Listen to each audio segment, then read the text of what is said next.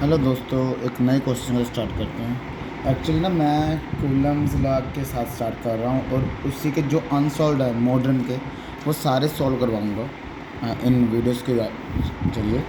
चलो हम 8th number question में करते हैं। 7th नंबर क्वेश्चन वाला वो मैंने पहले डाल रखी है वीडियो। चलो आज 8th से शुरू करते हैं। 2 electrons have been removed from each atom. Find the distance between 2 such atom if they repel each other by a force 8.8 into 10⁻⁹ newton when place in free space. इसमें क्या कहा गया है? कहते दो इलेक्ट्रॉन्स है, दो इलेक्ट्रॉन्स को हमने दो एटम्स है, दोनों एटम्स में दो दो इलेक्ट्रॉन्स निकाल दिए हैं। तो उनके बीच में अभी हम निकालना डिस्टेंस क्या है, हमें क्या फोर्स और रिपल्शन दे रखी है। देखो, जब हमने दो इलेक्ट्रॉन्स किसी भी एटम से निकालेंगे तो उसके पास कौन सा चार्ज आएगा? पॉजिटिव। अब दो एटम्स है, दोनों एटम्स में कितने दो दो इलेक्ट्रॉन्स निकाले हैं तो दोनों पे दो दो पॉजिटिव चार्ज आ गया। तो Q1 क्या बना? 2E। 2E मतलब charge remove from the electron. अब देखो, जब दो पॉजिटिव चार्ज कैसे आएंगे? दो इलेक्ट्रॉन निकाल देंगे तो Q1 2 इलेक्ट्रॉन का चार्ज इतना निकल गया। Q1 निकल गया 3.10⁻⁹ कूलम। Q2 भी सेम, क्योंकि दूसरा एटम में भी हमने दो इलेक्ट्रॉन निकाले हैं। ठीक है, अब फोर्स गिवन हमें कितनी फोर्स लग रही है दोनों के बीच में रिपल्शन वाली? 8.10⁻⁹ न्यूटन। अब फॉर्मूला क्या होता है Coulomb's law? 1/4πε0 Q1 Q2 by R square. Force की वैल्यू पुट कर दो यहाँ पे। इसकी वैल्यू आपको मैंने कितने बता रखा? 9×10⁹ है। Q1 की वैल्यू पुट कर दो, Q2 की वैल्यू पुट कर दो, तो नीचे क्या रहेगा? R square. हमें निकालना है डिस्टेंस बिटवीन टू एटम्स, है ना। तो आर स्क्वायर इधर शिफ्ट कर दो, इसको इस साइड शिफ्ट कर दो। ठीक है, और थोड़ा सा रीअरेंज कर लो। रीअरेंज कैसे? मतलब जो टेंस की पावर अलग कर लो, जो बाकी वाले टर्म अलग कर लो। तो इसको बाद में क्या है, ये आर स्क्वायर इसका एलसीएम ले लिया मैंने, तो बाद में एलसीएम क्या है? हमने ना 8.8 को ऑलमोस्ट 9 लेकर सॉल्व किया है। अगर 8.8 को ऑलमोस्ट 9 लोगे तो 9 के साथ ये 9 कट जाएगा। अब तो -19 -38 38 + 18 20 10⁻20 बच गया। 3.2 3.2 तो 3.2 10⁻10 मीटर आ गया। तो दो एटम्स के बीच में डिस्टेंस का 3.2 10⁻10 मीटर। तो अब आपको ये समझ आया होगा। अब हम नए क्वेश्चन के साथ बढ़ते हैं। ठीक है, ये है मेरा 9th नंबर क्वेश्चन। इसमें क्या है? How far apart should the two electrons be. How far मतलब कितना दूर है दो electrons. If the force each exert on other is equal to weight of electron.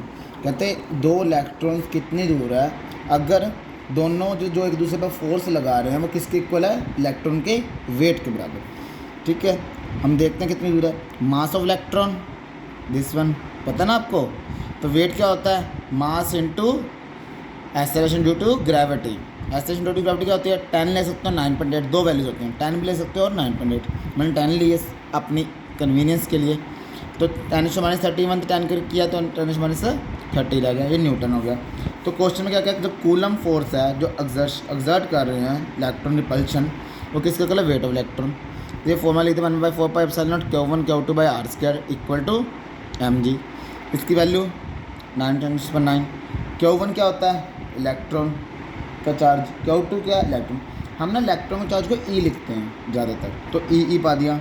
Mass into acceleration due to gravity की मैंने वैल्यू निकाल दी, लिख दी है। अब देखो, वही आर स्क्वायर से शिफ्ट किया, बाकी टर्म को इसको नीचे ले आए। ई की वैल्यू क्या होती है? Charge on electron 1.6 10⁻⁻19। दो हैं तो स्क्वायर आ गया। ठीक है, तो अब क्या सॉल्व कर लिया इन सब, इसको मल्टीप्लाई करके सॉल्व कर लिया, और जो 10 की पावर वो अलग कर दी। कैसे कि -19 -38 38 तो ये क्या 9 प्लस का 30 माइनस का ऊपर जाके बन गया प्लस का। इसको सॉल्व किया तो 5.08 मेरा आंसर आ गया। ठीक है, ये है कि दो इलेक्ट्रॉन्स के बीच में डिस्टेंस 5.08 मीटर होगा। सिंपल था ये भी। ऐसे सिंपल क्वेश्चन हम दो चार कर लेंगे ना तो हमारा क्या है, एक बेस बन जाता है how to solve the question. ठीक है, इसके बाद मैं एक वीडियो डालूंगा जिसमें शॉर्ट्स डालूंगा जिसमें हमें ये देखेंगे कि कैसे न्यूमेरिकल को अप्रोच करना चाहिए। हमें ना बहुत बच्चों को समझ नहीं आता अप्रोच करना कैसे है। चलो अभी ये ख़त्म करते हैं। तीसरा और आखिरी न्यूमेरिकल आज की इस वीडियो में, ये 10th नंबर क्वेश्चन है। पहले 8th का था, 9th का, अब 10th है। Calculate the magnitude of electrostatic force. Electrostatic force मतलब Coulomb force exerted by the proton. कौन एक्सर्ट कर रहा है? Proton on the electron. एक चार्ज कौन सा? प्रोटॉन पे। एक चार्ज कौन सा होगा? Electron in the hydrogen atom. चलो ये तो हमने कंफ्यूज करने के लिए किया, हाइड्रोजन एटम क्या है ना। And compare it with the weight of the electron. जो भी आंसर उसको कंपेयर करना है इलेक्ट्रॉन के वेट के साथ। मास दे रखा इलेक्ट्रॉन का 9.11 10⁻³ किलोग्राम। रेडियस दे रखा है, रेडियस किस चीज़ का है, हाइड्रोजन एटम का 0.53 आर्मस्ट्रॉन्ग, यानी कहते हैं आंगस्ट्रॉन्ग ए। ठीक है, अब देखो डायग्राम देखते हैं। ये देखो एक एटम बनाया है, जो बीच वाला पार्ट होता है उसको हम क्या कहते हैं, न्यूक्लियस। जो बाहर वाला होता है उसको कहते हैं ऑर्बिट्स होते हैं।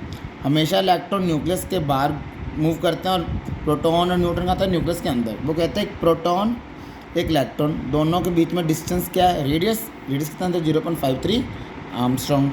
तो हमें इन दोनों बीच में फोर्स की वैल्यू निकालनी है। हमें पता है एक चार्ज की वैल्यू क्या, P, charge on proton 1.6, second charge electron का चार्ज। क्या डिस्टेंस हमें पता है, फोर्स निकाल लो। पहले इसकी वैल्यू क्या होती है, दिस वन, फिर Q1 की वैल्यू, Q2 की वैल्यू, R की वैल्यू। उसके बाद सॉल्व करना डायरेक्ट, जब पीछे मैंने बताई थी कैसे सॉल्व करते होते हैं। तो ये आ गया मेरा आंसर बेसिकली 8.2 10⁻⁸ न्यूटन। ये तो क्या फर्स्ट पार्ट। आगे क्या था, कंपेयर करो किसके साथ, इलेक्ट्रॉन के वेट के साथ। अब देखो वेट ऑफ इलेक्ट्रॉन क्या होता है, mg। मास एसिड ग्रेविटी, मास क्या होता है ये तो आपको पता है। एक्सेलरेशन में पहले मैंने 10 ली थी, इसमें क्या ले ली मैंने 9.8। तो अब इसको मल्टीप्लाई किया तो ये बच गया।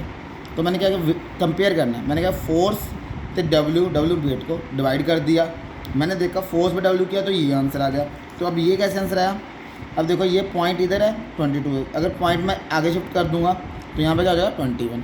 अब मुझे पता लग गया कि जो मेरी फोर्स आई है वो इतने इलेक्ट्रॉन्स के वेट के बराबर है। कितने वेट है, 9.1 है 10⁻21। ये कंपेयर कर दिया। Thank you, have a nice day. चलो देखते हैं, तो कमेंट करिए, आप मुझे बताएं कहाँ मेरी गलती है, कहाँ आपको समझ नहीं आ रहा। Okay bye.